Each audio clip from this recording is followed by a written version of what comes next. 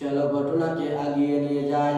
একদিন আমার বিশ্ব নবী আকা মুস্তাফা সাল্লাল্লাহু আলাইহি ওয়াসাল্লাম রাহমাতাল লিল আলামিন নবী আমার মদিনাতে এলান করে দিল, মদিনাতে বলে দিল গো বাপজিগণ, ওরে আমার সাহাবারা, চলো চলো আমরা জিহাদের ময়দানে যাব, যুদ্ধের প্রান্তরে যাব।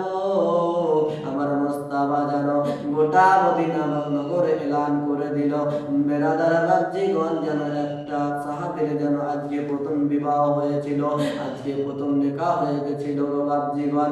সেই সাহাবা যেন আমার মুস্তাফার বাড়িতে যেন আমার মুস্তাফার কাছে হাজির হয়ে গেছে, আমার মুস্তাফাকে সালাম দিতে আছে। আসসালাতু ওয়াসসালামু আলাইকা ইয়া রাসূলুল্লাহ, চলেন আমরা জিহাদের ময়দানে যাব, যুদ্ধের প্রান্তরে যাব। বেরাদার আমার মুস্তাফা বলতে আছে, ও সাহাবী, তোমার বাড়িতে তোমার আম্মা আছে? বলছে জি হুজুর আছে।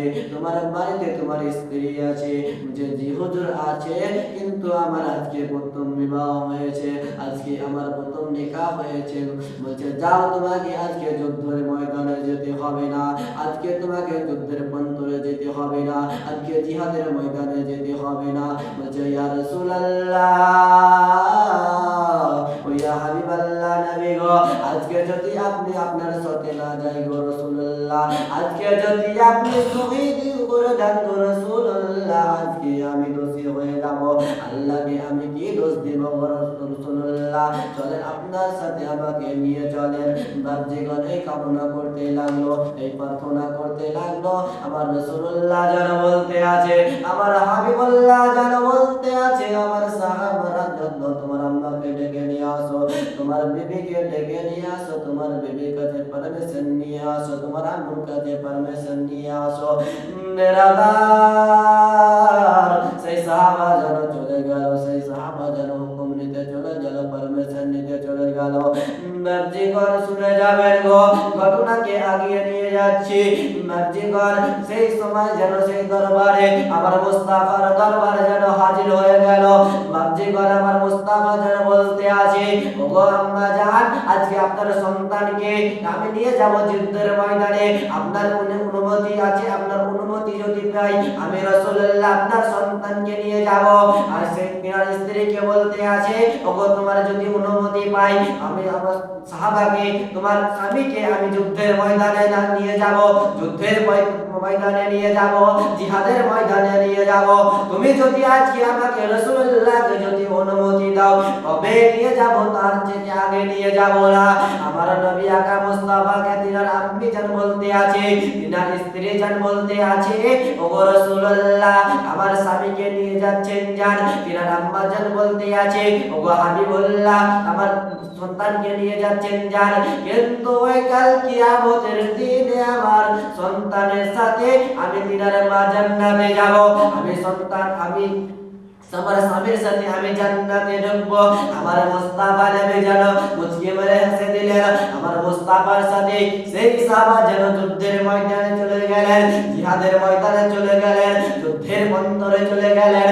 বাপজিগণ আমাদের জানার বিষয়, এবারে আগে নিয়ে যাই কি করছে দেখুন। যুদ্ধের প্রান্তরে যখন নিয়ে যাওয়া হলো, যুদ্ধ আরম্ভ করে দিল, যুদ্ধ যেন শুরু হয়ে গেল। বাপজিগণ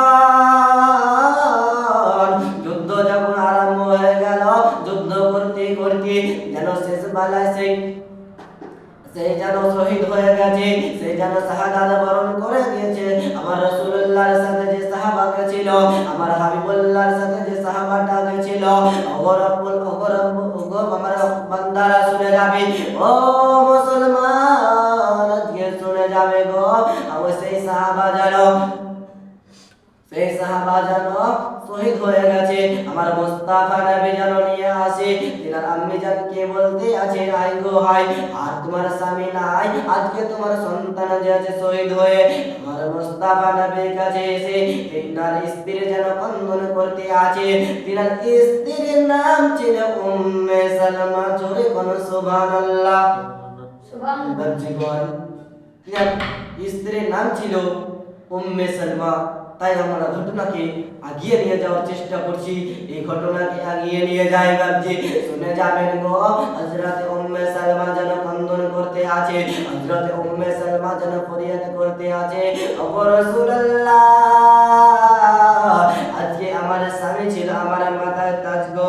ওগো রাসূলুল্লাহ, আমার স্বামীকে যতক্ষণ দেখতাম আমি উম্মে সালমা ততক্ষণ পর্যন্ত আমি দুনিয়াতে খুশি হয়ে থাকতাম। আমার স্বামীকে যতক্ষণ দেখতাম আমি উম্মে সালমা ততক্ষণ পর্যন্ত আমার মুখে হাসি নিয়ে থাকতাম। আমার স্বামীকে যতক্ষণ আমি দেখতাম আমি উম্মে সালমা ততক্ষণ পর্যন্ত আমি ফ্রি হয়ে থাকতাম।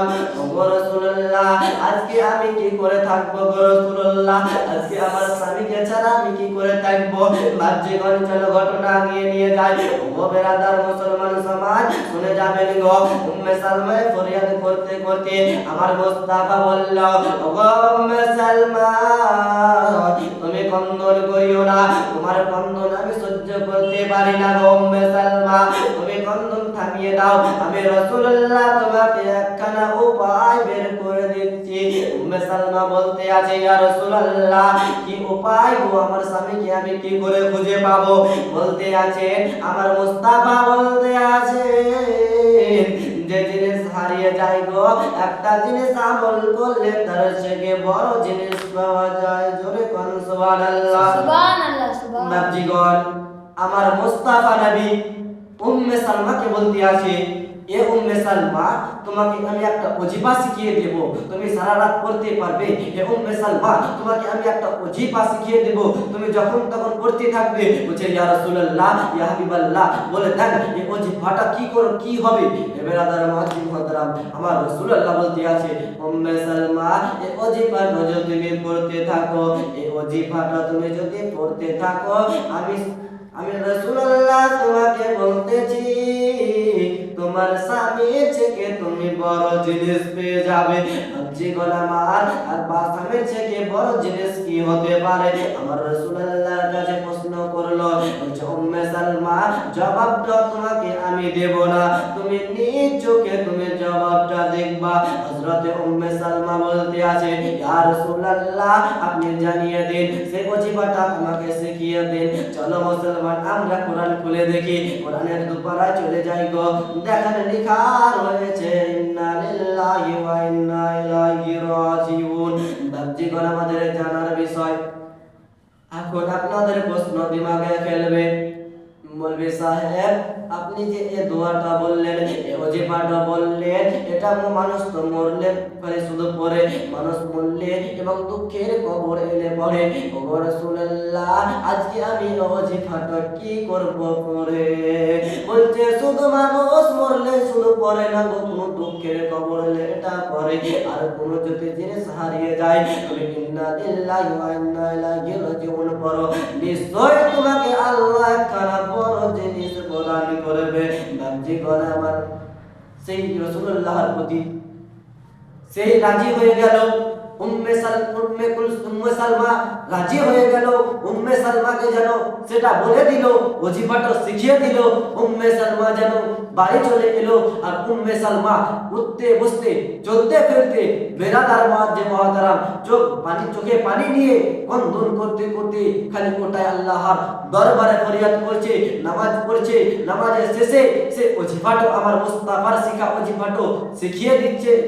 শিক্ষার পরে সেই যেন বাড়িতে এসে পড়ছে এবং বেরাদার মুআজ্জিম মুহতারাম আমার নবী মুস্তাফার প্রতি আমল করতে আসে।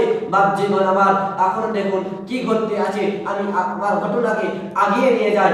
বাপজিগণ, সে উম্মে সালমা যে ওজিফাটা আমার মুস্তাফা শিখিয়ে দিয়েছিল গো, হযরত উম্মে সালমা ওজিফাটা পড়তে পড়তে হঠাৎ যেন একদিন হযরত উম্মে সালমা ঘরের মধ্যে আরাম করতে আছে, ঘরের মধ্যে শুয়ে আছে।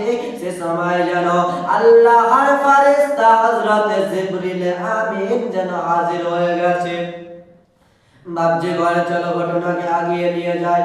এ খোদা যেন বেরাদার মুআজ্জিম মুহতারাম হযরত জিবরিল আমিন যেন দুয়ারের মধ্যে ঠক ঠক করতে আছে, দরজার মধ্যে ঠক ঠক করতে আছে। সে সময় যেন উম্মে সালমার ঘুম ভেঙে গেছে আর উম্মে সালমা এসে দরজা খুলতে আছে। সে সময় দেখছে একখানা মেহমান এসেছে, একখানা অচেনা মানুষ এসেছে। বেরাদার, আমার উম্মে সালমা যেন কি করছে দেখুন। সেই মেহমানকে জিজ্ঞেস করতে আছে, সেই লোকটাকে জিজ্ঞেস করতে আছে, আপনি কিসের জন্য এসেছেন বলুন, আপনি কিসের জন্য এসেছেন আমার বাড়ির দরজায় ঠক ঠক করতে আছেন? বলে উম্মে সালমা, আজকে তোমার লটারি লেগে গেছে, আজকে তোমার ভাগ্য খুলে গেছে। হযরতে উম্মে সালমা যেন অবাক হয়ে গেল। হযরতে উম্মে সালমা যেন বলতে আছে, আপনি কি বলছেন গো, আপনি কোথা থেকে এসেছেন, আপনি কিসের জন্য এসেছেন বাপজিগণ? শুনে যাবেন। হযরত উম্মে সালমা এই কথা বলার পরে হযরত জিবরিল আমিন যেন সেই উম্মে সালমাকে যেন বলতে আছে, উম্মে সালমাকে যেন বলতে আছে, চিনার দিতে আছে, পরিচয় দিতে আছে, ও উম্মে সালমা, আমি হচ্ছে আল্লাহর ফেরেশতা হযরত জিবরিল আমিন, আমাকে আমার মুস্তাফা নবী পাঠিয়েছে, আল্লাহর হুকুমে আমি এসেছি, আমার মুস্তাফার হুকুমে আমি এসেছি তোমার দরজার সামনে, তোমার গেটের সামনে তোমার যেন লটারি লেগে গেছে, তার জন্য আমার মুস্তাফা তোমার বাড়ির মধ্যে পাঠিয়েছে। বাপজিগণ চলুন ঘটনাকে আগিয়ে নিয়ে যায়। এই খোদা কি করছে দেখুন। বাপজিগণ যেন হযরত উম্মে সালমাকে বলতে আছে, ওগো উম্মে সালমা, তোমাকে যে আমার মুস্তাফা ওজিফা শিখিয়ে দিয়েছিলেন, কি ওজিফাটা শিখিয়ে দিয়েছেন? উম্মে সালমা বলতে আসে, ইন্না লিল্লাহি ওয়া ইন্না ইলাইহি রাজিউন।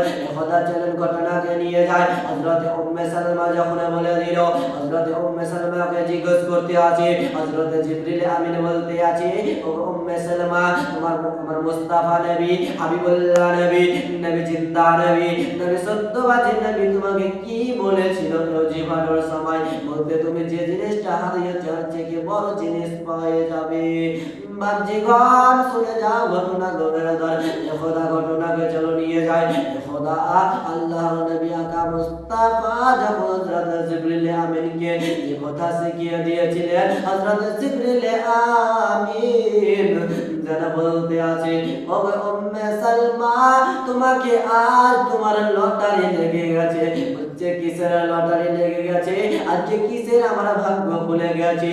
বলছে উম্মে সালমা, তোমার মুখে হাসি ফোটানোর জন্য আজকে তোমার লটারি লেগে গেছে, তোমাকে খুশি রাখার জন্য আজকে তোমার ভাগ্য খুলে গেছে। বলো জিবরিল আমিন, কিসের লটারি লেগে এসেছে বলেন বলেন। আমার মুস্তাফার শিক্ষা হযরত জিবরিল আমিন যেন উম্মে সালমাকে বলতে আছে, ওগো উম্মে সালমা, তাহলে শোনো শোনো, আমার মুস্তাফা নবী তোমাকে বিবাহ করবে, আমার মায়ার নবী তোমাকে নিকাহ করবে। বাপজিগণ বিরাদার এই কথা বলে দিল। হযরত উম্মে সালমা যেন খুশিতে আত্মহারা হয়ে গেল। বাপজিগণ খোদা ঘটনা এখান থেকে আমার শেষ করব, কিন্তু বাপজি আমার আপনাকে আমাকে এখন ভাবতে হবে আমার মুস্তাফার যে সুন্নত আছে, আমার মুস্তাফার সুন্নত মোতাবেক চলুন। আজকাল মানুষ এখন ফ্যাশন হয়ে গেছে, আজকাল মানুষ এখন ডিজেতে নাচতে পছন্দ করেছে। বাপজিগণ আমার মুস্তাফার প্রতি দরুদ পড়তে থাকে না, আমার মুস্তাফার প্রতি জিকির আজগার করতে থাকে, আমার মুস্তাফাকে ফলো করে চলুন। আল্লাহ রাব্বুল আলামিন আপনাকে এই দুনিয়াতে কামিয়াবি করবে এবং আখিরাতে তোমাকে কামিয়াবি করবে। আসুন আমাকে এক ভাই জিজ্ঞেস করতে আছে, ওগো বান্দা, ওগো আল্লাহর বান্দা, হযরত ওগো আল্লাহর বান্দা যেন জিজ্ঞেস করতে আছে, ওগো আজমের, তুমি তো সব প্রশ্নের উত্তর দাও, আজকে আমাকে উত্তর দাও এটা। এখন যে মদিনার মধ্যে অনেক রকমের খামসাবাজি হচ্ছে, অনেক রকমের ডিজে বাজা হচ্ছে, আমরা কি ফলো করব? মদিনাকে যদি ফলো করে চলিয়ে আজকে আমাদের গ্রামে যখন ডিজে নিছি, আজকে পুলিশ এসে ফাইন নিচ্ছে, মৌলভী সাহেব বলছে, মৌলভী সাহেব কথা শোনাচ্ছে, কিন্তু বেরাদার আপনাকে আমাকে এখন ভাবতে হবে, আজকে মদিনাকে না ফলো করে, আজকে মদিনাকে না ফলো করে, মক্কাকে না ফলো করে, আজকে আমার মুস্তাফাকে ফলো করুন। আল্লাহ রাব্বুল আলামিন বলতে আছে, আমার মদিনাকে ফলো করতে হবে না, আজকে মদিনার মানুষকে ফলো করো, আমার মুস্তাফাকে ফলো করে চলো, আমি আল্লাহ তোমাদেরকে কামিয়াবি করে দেব। এখান থেকে আমার বক্তব্য করলাম ইতি। বলার ভাষার মধ্যে হয়ে থাকে যদি ভুল ত্রুটি তো ক্ষমা প্রার্থী। ওয়া আখিরু দাওয়ানা আলহামদুলিল্লাহি রাব্বিল আলামিন। আসসালামু আলাইকুম ওয়া রাহমাতুল্লাহি ওয়া বারাকাতুহু।